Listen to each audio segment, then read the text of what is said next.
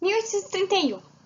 Após muitas pressões e um governo conturbado, Dom Pedro I ele abdica o trono. Seu filho, com 5 para 6 anos, se torna imperador do Brasil. Uma criança, ela não pode governar. Quem governará em seu lugar serão os regentes. E esse período, até a maioridade de Dom Pedro II, é conhecido como período regencial. Um período que houve centralização e também foi conhecido pelas revoltas regenciais, que é o assunto desse vídeo. Após um governo tão autoritário de Dom Pedro I, as elites regionais de cada província, elas queriam aumentar a sua autonomia, né? E definir o que ia ser feito em cada região, em cada província.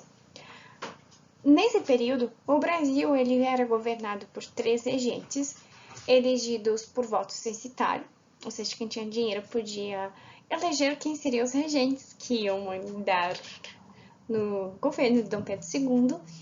E nesse governo vai sim ser ampliado a autonomia das províncias. Claro que haviam muitos problemas e ainda muitos conflitos e rebeliões. Então, desde logo que começou o período regencial, foi criada a Guarda Nacional, com o intuito de evitar essas rebeliões, né? Essa guarda era controlada por cidadãos brasileiros, não podia ser português, e eles tinham que ter uma certa renda. As altas patentes dessa Guarda Nacional foram entregues a grandes proprietários de terra, chamados coronéis. E daí vem o coronelismo, que tem influência na política até hoje, e vai ter muita influência na Primeira República do Brasil. Eis aí a parte que eu considero mais importante de entender, pelo que eu vi, que vocês não estão entendendo. As tendências políticas que haviam no século XIX. Essas aqui, né?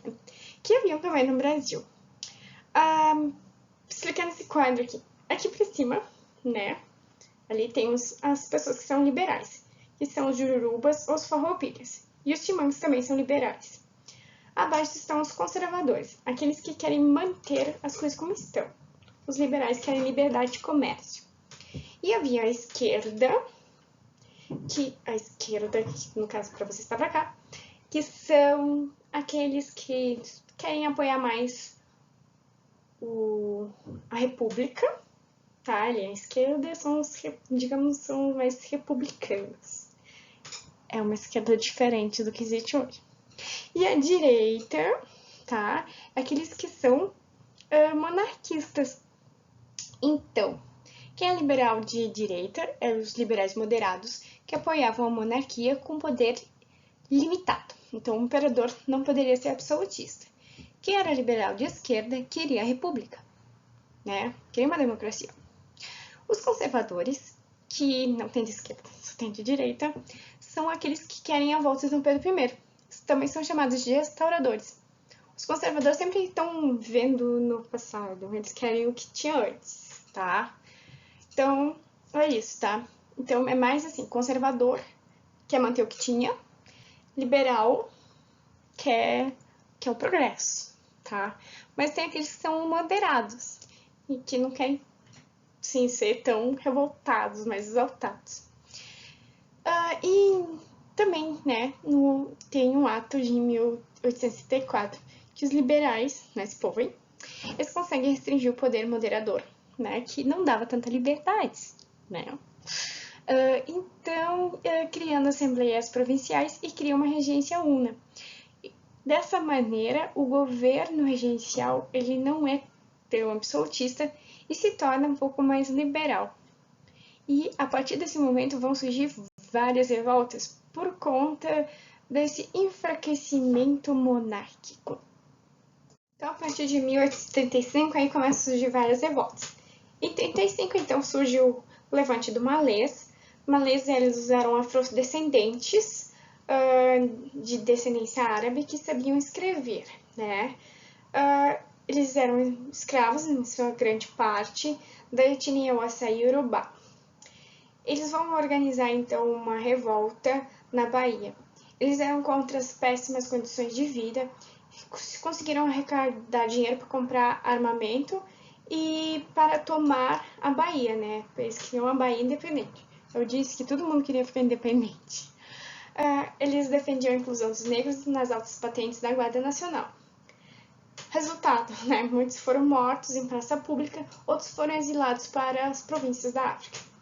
Esse levante foi sufocado e durou apenas menos de um ano. Outra revolta que também vai ser sufocada e vai durar um pouco tempo é a Sabinada. A Sabinada vem de Francisco Sabino. Também foi na Bahia 2 anos depois do levante dos Maurês, em 37.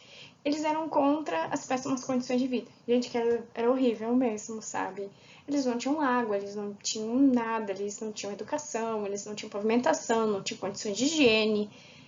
Era horrível. Quem eram os principais membros da Sabinada eram negros, profissionais liberais e militares descontentes. Em 1837, eles chegaram a proclamar a República da Bahia. Tem aqui a bandeira da República Baiense, que ficou separada até o golpe da maioridade em 40, quando houve uma repressão violenta. Então, Bahia ela foi livre do Brasil por 3 anos. Outra revolta que também foi com um final triste foi a cabanagem, tá? Que ocorreu no Grão-Pará, que é aquela parte que é tipo a Amazônia, né? E quem eram os rebeldes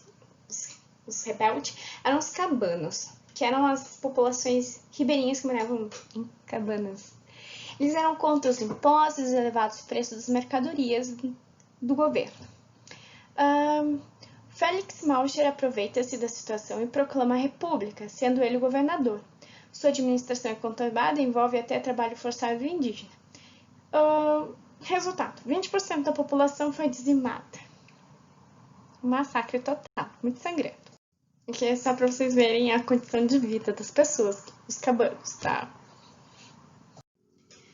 A balaiada que aconteceu em 1838 a 1841 no Maranhão, Piauí, eram população pobre, os caboclos, liderados pelo balaio, que era o cara que carregava um balaio, essa cesta aqui em cima, é o Francisco Ferreira. Eles tinham auxílio quilombola, dos ex-escravos que fugiram, tomaram a cidade de Caxias. Tá. Daí foi lá um general chamado Luiz Alves de Lima e Silva, ele sufocou o movimento e se tornou o Duque de Caxias. Um quilombola negro, Cosme, ele foi enforcado em 1842, então é mais um movimento que acabou muito mal. Então, a todos até que se ferraram. E a única que deu mais ou menos certo foi a Revolta Farroupilha, que não foi uma revolução, foi uma revolta. Revolução só que tem uma grande mudança estrutural. Aí não houve não, né? Não saiu independente. Então é uma revolta. Ela é a mais longa de todas as revoltas regenciais. Elas conseguem estourar o período regencial que vai até 1840. E ela ultrapassa, né? Dom Pedro II, ele já era imperador por 5 anos e continuava essa revolta. Acontece aqui no Rio Grande do Sul, né? Pra quem não sabe. E o que é o contexto, né? O Rio Grande do Sul é uma província de fronteira, já acostumada ali nas guerras com os pampas e nem estavam na Guarda Nacional. E a situação aqui, depois de tantas disputas, ainda mais com o fim da Guerra da Cisplatina, o Rio Grande do Sul ficou com menos pastos, né? E o Rio Grande do Sul também ele sustentava o mercado do charque, que era comida para os escravos. Eles davam isso para os escravos, que era comida de pobre na época, enfim. E mandavam então para outras regiões do Brasil. E o governo regencial havia elevado os impostos do gado, da terra de sal, e assim o gado uruguaio e argentino ficou mais barato. Então os donos de escravos eles compravam charque estrangeiro. E o Rio Grande do Sul ficou a ver navios, não gostou muito da história. Então, em 20 de setembro de 1835, eles chutam um balde e proclamam a República Piratini. Tem essa bandeira que é até hoje usada no Rio Grande do Sul. O presidente dessa província, dessa república, desse país, né, era o Bento Gonçalves. E esse país, Rio Grande do Sul, República Piratini, nunca foi reconhecido, nunca teve constituição, não foi reconhecido, por isso que não se tornou um país de fato. Havia muitas divergências políticas no Rio Grande do Sul e até mesmo nesse movimento, que isso foi um dos problemas da revolta farroupilha. Esse movimento ele era encabeçado pela elite estancieira, tá? Todos os movimentos que eu falei, Sabinada, Carbanagem, Levantes do Malês, enfim, tudo foi feito por pobres. Esse é o único movimento feito por gente rica. Por isso que eles não foram sufocados, né? E eles não tinham a intenção de abolir a escravatura. Eles iam alforriar os escravos que eram soldados, como que era um costume daqui dos Pampas.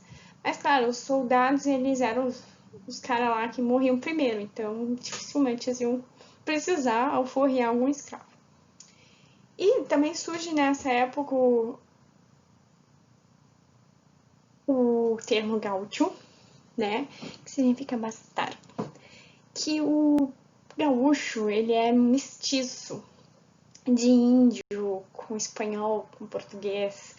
Então, os brasileiros chamavam de gaúcho, o gaúcho, que é tipo filho da puta, tá? Bastardo, enfim. Junto com esse movimento, farroupilha, surge a República Juliana, que foi feita em 39 com auxílio de um italiano chamado Giuseppe Garibaldi. Ele toma Laguna e proclama a República Juliana. Ele não vai ter muito sucesso, não. A província foi reconquistada pelo Império no mesmo ano, mas o mito de Garibaldi chamou muita atenção dos farroupilhas. Então, Bento Gonçalves tinha algumas divergências, e entre elas o Canabarro, que vai ser o grande traíra da revolta. Principalmente na batalha, na Guerra dos Porongos. O Canabarro, esse cara aqui, ele vai desarmar os lanceiros negros, que eram os ex-escravos ou escravos que estavam lutando.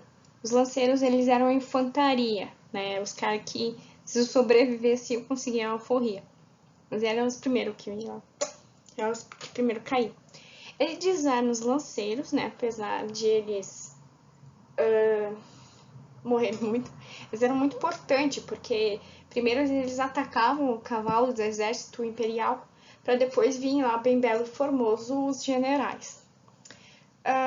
Bom, ele traiu, né? Ele conseguiu fazer que esse movimento perdesse força, e ele teve ali uma negociação com o Duque de Caxias, e esse processo acabou sendo arquivado porque ele estava sendo protegido pelo Império. Como o movimento ele perdeu força, precisou então, né, haver um acordo, uma negociação de paz. Então, por isso esse movimento não foi sufocado, nem venceu, nem perdeu, ele só foi feito paz. E foi negociada pelo Duque de Caxias e o Canabarro. Entre as condições dos farroupilhas é que eles podiam escolher o presidente da província do Rio Grande do Sul. O charque estrangeiro deveria estar 25% mais caro em impostos.